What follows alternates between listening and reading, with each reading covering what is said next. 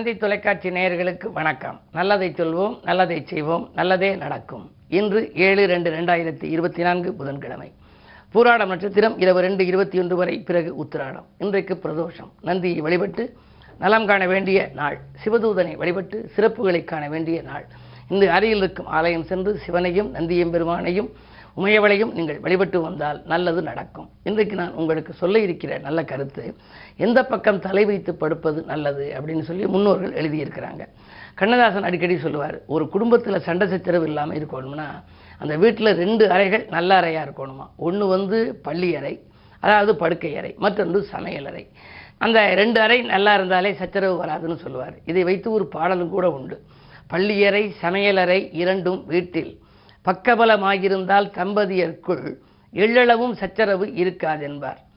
எல்லாமே நல்ல விதமாய் நடக்கும். படுக்கை அறை சரியாக அமையாவிட்டால் பலருக்கும் புத்திரர்கள் வாய்ப்பதில்லை. கிழக்கு நிலை தலை வைத்து படுப்போர்க்கெல்லாம், கிழக்கில் தான் தலை வைத்து படுக்கணுமா, மற்ற திசைகளை காட்டிலும் யோகமான திசையாம். கிழக்கு நிலை தலை வைத்து படுப்போர்க்கெல்லாம் கீர்த்தி மிகும், பொருள் சேரும், பிள்ளை வாய்க்கும். கிழக்கில் தலை வச்சு படித்தா ரொம்ப நல்லது. மேற்கு நிலை தலை வைத்தால் மேன்மை உண்டு, ஓரளவு நல்ல பலன். ஆனால் வடக்கு நிலையும் தெற்கிலையும் வைக்கக்கூடாது. ஏன் அப்படின்னா வடக்கு காந்த திசை. இந்த மூளை பகுதி அங்கே இருக்கிற போது அதன் இயக்கத்தில் சில மாறுபாடுகளை கொடுத்துருவோம். மேற்கு நிலை தலை வைத்தால் மேன்மை உண்டு. மிடுக்கான வடக்கு தெற்கில் தலை வைத்தாலோ அடுக்கடுக்காய் துன்பங்கள் வந்து சேரும். அடுத்தவரை எதிர்பார்க்கும் நிலை இருக்கும். துன்பங்கள் அதிகமாக வந்துடுமா. ஆகையினாலே படுக்கிற போது கிழக்கு நோக்கி நீங்கள் தலை வைத்து படுத்தால் கீர்த்தி மிகும், பொருள் சேரும், எல்லா யோகமும் உங்களுக்கு கிடைக்கும் என்று முன்னோர்கள் எழுதிய கருத்து. அது கவிதை வடிவிலேயே இருக்கிறது என்று சொல்லி இனி இன்றைய ராசி பலன்களை இப்பொழுது உங்களுக்கு வழங்கப் போகின்றேன். மேசராசி நேயர்களே, நன்மைகள் உங்களுக்கு நடைபெறுகின்ற நாள். இன்று நாடு மாற்றம் பற்றியோ வீடு மாற்றம் பற்றியோ சிந்திப்பீர்கள். செவ்வாய் உச்சம் பெற்றிருப்பதனாலே நீங்கள் பொருளாதாரத்தை பற்றி கவலைப்பட வேண்டியதில்லை. முன்னேற்ற பாதையில் இருந்த முட்டுக்கட்டைகள் அகலும். இன்று நல்ல நாள். ரிஷபராசி நேயர்களே, உங்களுக்கு சந்திராஷ்டமம். ஆலய வழிபாட்டால் ஆனந்தம் காண வேண்டிய நாள்.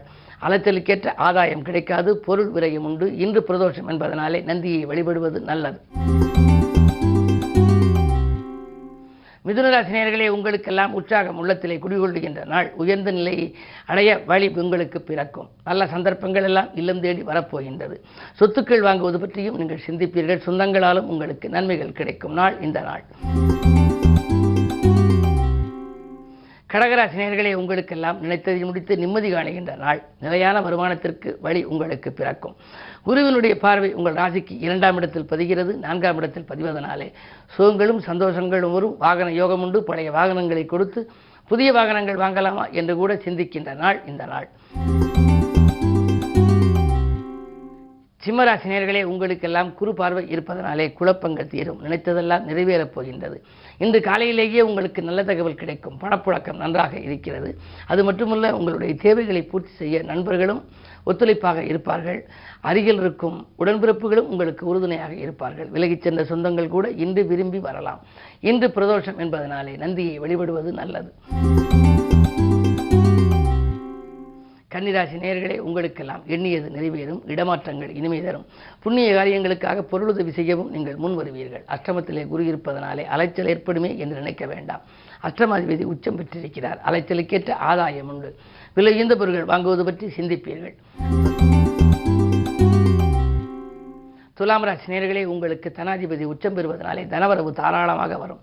கனிவாக பேசி காரியங்களை சாதித்துக் கொள்வீர்கள். திட்டமிட்ட காரியத்தை திட்டமிட்டபடியே நடத்தி முடிப்பீர்கள். திடீர் தனலாபமும் உங்களுக்கு உண்டு. இன்று இனிய நாள். விருச்சிக ராசி நேயர்களே, உங்களுக்கெல்லாம் இன்று மிக இனிய நாள், யோகமான நாள். பணம் பல வழிகளில் வந்து பையை நிரப்பப் போகிறது.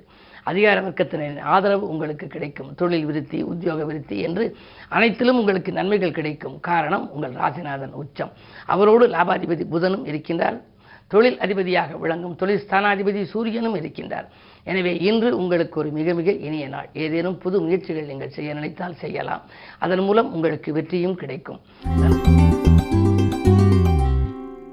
தனுசு ராசி நேயர்களே, உங்களுக்கு ராசியிலேயே சந்திரனோடு சுக்கிரன் இணைந்திருப்பதனாலே மனக்கவலைகள் அதிகரிக்கும். பெண்வெளி பிரச்சனைகள் தலை தூக்கும். செலவுகள் கொஞ்சம் அதிகரிக்கிறதே, வரவு குறைவாக இருக்கிறது என்று சிந்திப்பீர்கள். எந்த பொதுநலத்தில் நீங்கள் ஈடுபட்டிருந்தாலும் கொஞ்சம் கவனமாக இருக்க வேண்டும். அருகில் இருப்பவர்களை நம்பி செயல்பட இயலாது. மகர ராசி நேயர்களே, உங்களுக்கு அஷ்டமாதிபதி ராசியில் இருப்பதனாலே திட்டமிட்ட காரியங்கள் திசை மாறி செல்லும். நினைத்தது நிறைவேறாமல் போகலாம். உத்தியோகத்தில் கூட மேலதிகாரிகளின் வெறுப்புக்கு ஆளாக நேரிடும். எதையும் குறிப்பிட்டபடி செய்ய இயலவில்லையே என்று கவலைப்படுவீர்கள். பெரிய மனிதர்களை பகைத்துக் கொள்ள வேண்டாம். கும்பராசி நேயர்களே, ஜென்மச்சனி நடப்பதனாலே ஆரோக்கிய சீர்கேடுகள் வரலாம். தடைகள் கொஞ்சம் அதிகரிக்கும். எந்த முயற்சியும் ஒரு முறைக்கு இருமுறை செய்யக்கூடிய சூழல் உங்களுக்கு உருவாகலாம். சாமர்த்தியமாக பேசித்தான் காரியங்களை சாதித்துக் கொள்ள வேண்டும். நினைத்தது நிறைவேற வேண்டுமானால் இன்று பிரதோஷம் என்பதனாலே நந்தி வழிபாட்டை மேற்கொள்ளுங்கள்.